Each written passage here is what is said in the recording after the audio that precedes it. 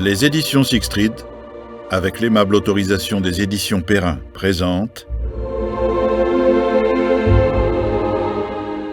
Tous les secrets du Vatican de Bernard Lecomte, lu par Renaud Bertin-Cordoliani.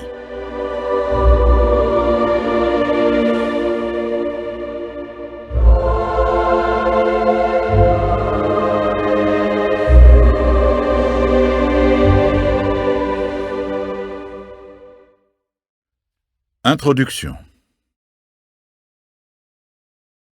Le Vatican. Les mystères, les musées, les finances, les caves, les fumées du Vatican. Voilà un des endroits les plus énigmatiques du monde, peut-être le plus fascinant. Non pas que les secrets qu'il renferme soient fermés à double tour ou qu'ils fassent peser quelques menaces sur l'ordre de la planète, mais le siège de l'Église catholique est un cas unique. Il ne s'est jamais plié aux règles médiatiques. On n'y enquête pas comme à la Maison-Blanche ou même au Kremlin. On n'y rencontre pas sur un coup de fil les personnages qui l'habitent. Et si un service bien huilé s'occupe d'informer les journalistes des faits et gestes du Saint-Père, des remaniements à la curie, des décisions importantes des dicastères, la cité du Vatican n'a toujours pas fait sa glasnost.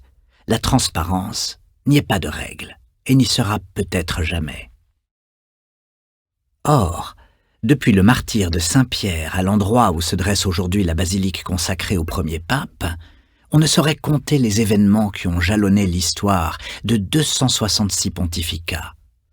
Les grands moments, les conclaves, les couronnements, les fêtes, les canonisations, mais aussi les drames, les crimes, les intrigues, les infamies, et les mystères, et les secrets. Quel palais, quel château, quel domaine au monde peut se vanter, comme le Vatican, d'avoir traversé 2000 ans d'histoire? Ce livre, à quelques incursions près, se limite au temps moderne. D'abord parce que 2000 ans, c'est énorme. Il fallait bien opter pour une tranche de cette histoire bimillénaire qui nécessiterait de nombreux volumes. Ensuite, parce que l'auteur n'est pas historien de formation et qu'on ne peut explorer le lointain passé du Vatican sans disposer de solides outils méthodologiques. Pour ces deux raisons, ce livre présente les principaux mystères de l'histoire du Vatican depuis un peu plus d'un siècle, de l'apparition du grand rival du christianisme, le communisme, jusqu'aux dernières affaires touchant à la pédophilie. Pourquoi est-ce Mussolini qui fonda la cité du Vatican? Que refermait le troisième secret de Fatima? Quels furent en vérité les silences de Pie XII face au nazisme? Qui était la mystérieuse sœur Pascalina? Pourquoi l'Église a-t-elle sabordé l'expérience des prêtres ouvriers? L'affaire Lefebvre fut-elle vraiment un schisme? De quoi est mort exactement Jean-Paul Ier? Qui a voulu assassiner Jean-Paul II? Peut-on être franc-maçon et catholique pratiquant? Pourquoi l'Église a-t-elle toujours été gênée par les affaires sexuelles? Sur ces sujets et quelques autres, beaucoup a déjà été écrit.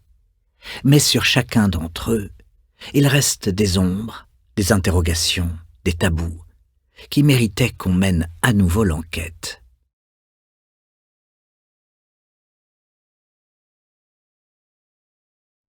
Chapitre 1. Infaillible, le pape. Comment le Concile Vatican I a conforté le pouvoir papal. Rome, 6 décembre 1864. Dans le palais qui jouxte la basilique Saint-Pierre, au Vatican, se tient une séance de la Congrégation des rites sous la présidence du pape Pie IX. Les gardes suisses veillent que personne ne vienne troubler la réunion, qui n'a d'ailleurs rien d'exceptionnel. Le préfet de la congrégation et plusieurs cardinaux sont là, ainsi que des prélats, des théologiens, des experts et des fonctionnaires de la curie. Pie IX, avec solennité, ouvre la séance et invite tout ce petit monde à quitter la salle. À l'exception des cardinaux. C'est auprès d'eux et d'eux seuls, qu'il entend tester une idée audacieuse, pour ne pas dire explosive, convoquer un concile écuménique. Un concile, l'assemblée la plus solennelle que l'Église catholique puisse réunir. Elle l'a fait à 18 reprises dans toute son histoire. Le dernier concile a eu lieu 3 siècles plus tôt, dans la ville de Trente. Un tel rassemblement des évêques du monde entier serait, à n'en point douter, un événement exceptionnel. Certes, il présenterait des risques sur le plan politique et menacerait peut-être l'unité de l'institution déjà mise à mal en cette époque troublée. Mais justement, demande le pape, les bouleversements politiques et sociaux de ces dernières années ne justifient-ils pas d'enrayer la confusion générale où l'Europe paraît sombrer et de restaurer l'autorité de l'Église sur le peuple chrétien?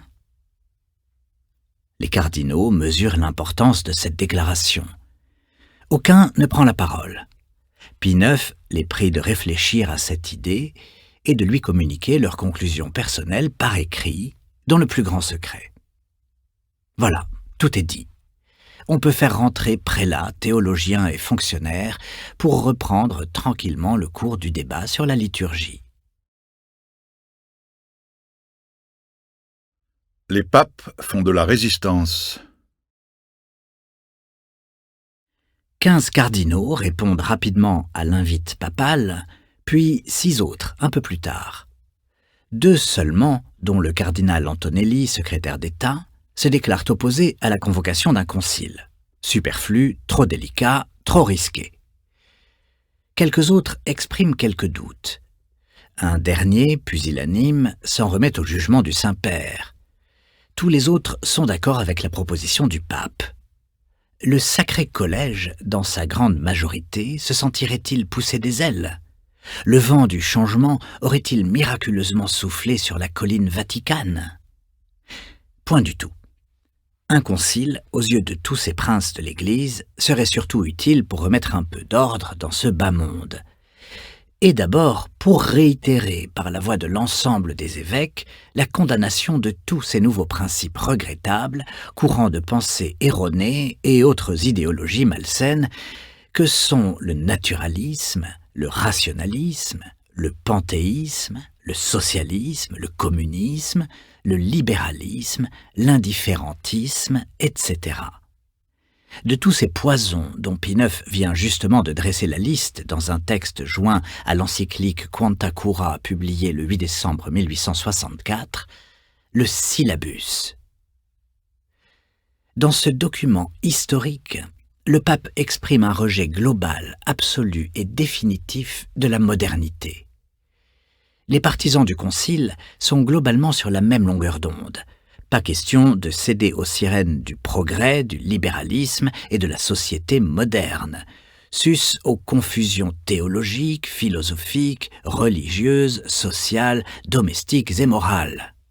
Face au progrès, à l'ouverture, aux libertés, au relativisme, en arrière toutes. Le dernier concile, celui de Trente, s'est séparé en 1563. Le monde a complètement changé depuis. La Révolution française, 1789, et le Printemps des peuples, 1848, sont passés par là. Ces bouleversements n'ont pas épargné la papauté.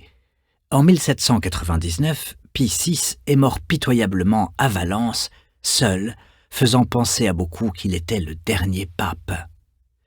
En 1848, à peine élu, Pie IX a dû quitter Rome et se réfugier à Gaète, dans le royaume de Naples.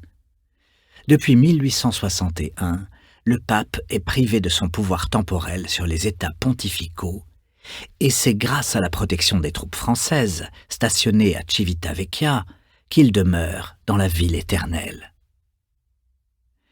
Les papes font de la résistance. Ils ont des circonstances atténuantes.